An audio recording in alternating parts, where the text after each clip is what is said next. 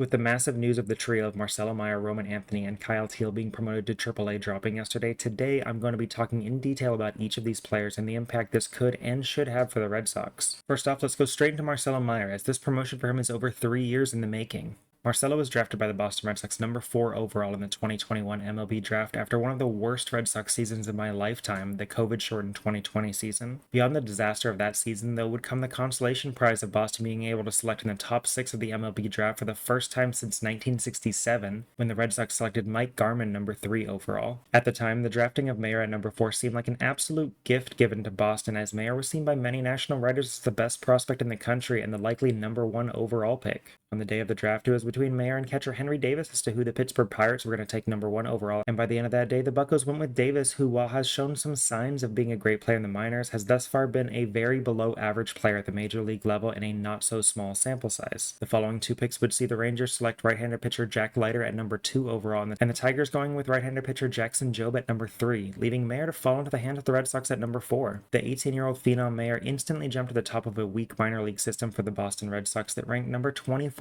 overall in Major League Baseball, and by the start of 2022 was ranked as the number 14 overall prospect in baseball, the highest ranking of any player from that 2021 MLB draft. The reasons around all of this excitement around Mayer stems from basically any angle you could look at it. Meyer was drafted coming in at 6 foot 3 inches, 190 pounds, with a projectable body type that was expected to develop well into what you would want from a modern shortstop. Not only did he have a fluid swing which saw him get great results as a high school player, but his bat speed was well above average for those his age, which allowed him to generate above average raw power as well as an above average hit tool. As a shortstop, he has been viewed favorably with solid to good instincts on the field and plenty of arm strength to make the difficult plays look easy. Since his drafting, his MLB comparison has been that of a Corey Seager type, which some argue is a little excessive, but I believe is a very fair comparison even to this day, because while I don't expect him to hit regularly for 30-plus home runs at the major league level as Seager has done for the Rangers the last 2 seasons, that is not the Corey Seager that people were comparing him to when he was drafted back in 2021. This is. And if you were to tell me that Mayer was going to be the type of player that could bat regularly close to 300, slug around 500,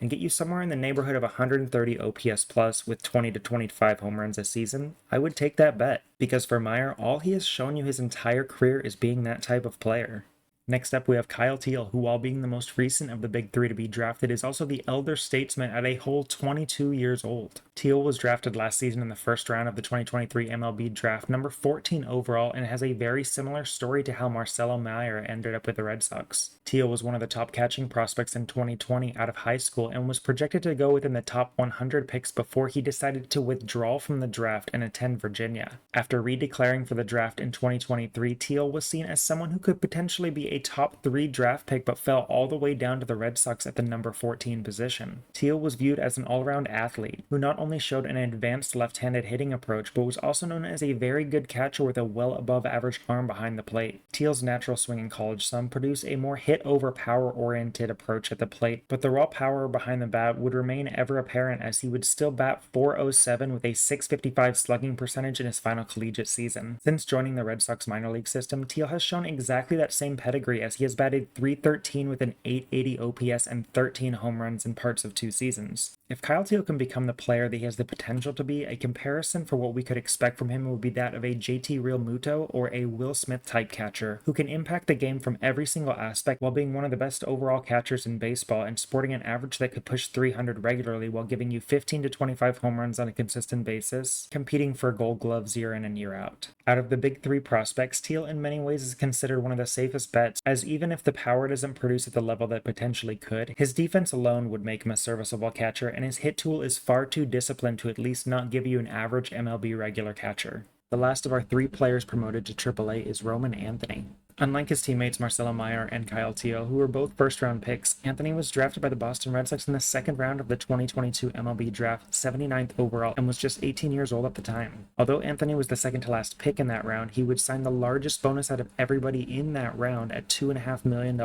This was $200,000 more than both the Red Sox's own first-round pick Mikey Romero and their second-round pick Cutter Coffee got, going 24th overall and 41st overall respectively. Now that might sound a little strange to you, but the reason for this is because Anthony was drafted in a draft strategy known as overslotting. To make it really simple, every position in this draft is given a draft bonus amount. When you add up all of the draft slots for a given team, this equals the total bonus amount that a team is able to sign any of their players for. Teams can give out that money however they see fit, but once they go over that amount, they will incur penalties against that amount that deter teams from drafting and signing players at significantly higher amounts than they normally would. Another point to add to this is players can still refuse to sign, which is why sometimes you see high school picks who are not selected early enough or offered enough money decide to go to college and try their luck at getting a better bonus later on. With all of that in mind, in this specific situation, this basically meant that the Red Sox intentionally drafted players in Mikey Romero and Cutter Coffee that they knew would sign for underslot bonuses, or bonus less than what their position in the draft called for, in order to sign a higher profile player in Roman Anthony later in the draft to avoid penalties on that draft. That isn't to say that the Red Sox didn't want Romero and Coffee. It's just as part of their pre-draft conversations, they already knew what all these players would be willing to sign for, and were able to get all three of these players at certain points in the draft when they wanted to draft them. Now, all of this was a pretty long-winded explanation for a draft pick, but the reason I wanted to make this point so specifically is because that even though Roman Anthony was ranked the number 56th overall prospect in the 2022 MLB draft, this is one of the best examples I can think of a team identifying a talent that was severely undervalued in the eyes of the baseball world and attacking that player with a strategy in order to sign them.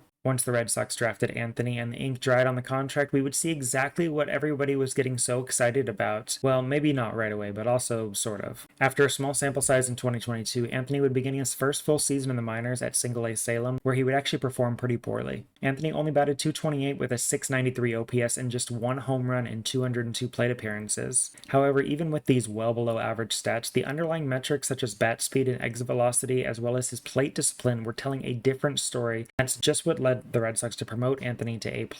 where he would absolutely dominate. Anthony would bat .294 with a .981 OPS and 12 home runs in 54 games at A+, showcasing all of the talent that Boston had envisioned for him prior to the draft. This would lead Anthony to be promoted to AA at just 19 years old for the final 10 games of the season, where he would again outclass the competition, batting .343 with a .1020 OPS while being almost 5 years younger than the average player at that level. This season prior to his promotion, Anthony was again performing well at AA, and from a scouting perspective, he might have the ability to remain in center field, but if the Red Sox plan on having Cedar Rafaela and him share the outfield, he'll probably pretty easily settle into one of the corner outfield positions as a plus defender with a decent arm. Now, what is most exciting about Anthony is while he profiles as a player with an all-around average hit tool, the combination of his well above average plate discipline and outstanding raw power is tantalizing. To put just how much power he already has into perspective, Anthony this season hit a massive home run a few weeks ago that was 116 miles per hour off the bat. That exit velocity into the stands was the hardest hit ball that any player in the entire Red Sox organization has hit this season, and only 15 players in Major League Baseball have hit a ball harder than that this year. Roman Anthony also showed off some of that hit tool and power this season as he won the inaugural Skills Showcase in Arlington during the MLB All-Star Weekend festivities against some of the best prospects in all of baseball.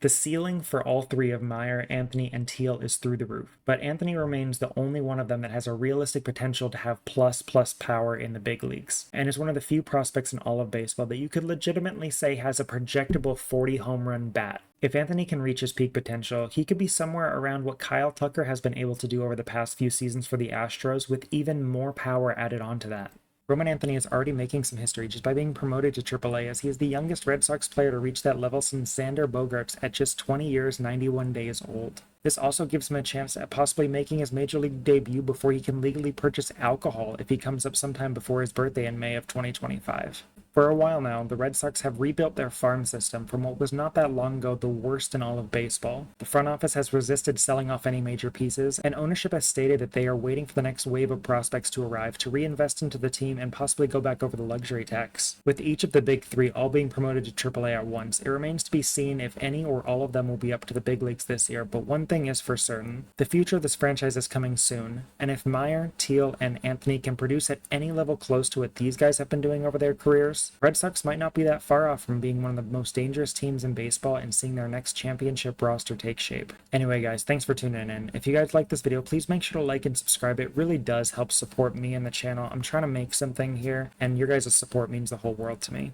Thanks for tuning into this one, and I hope to see you next time. Bye.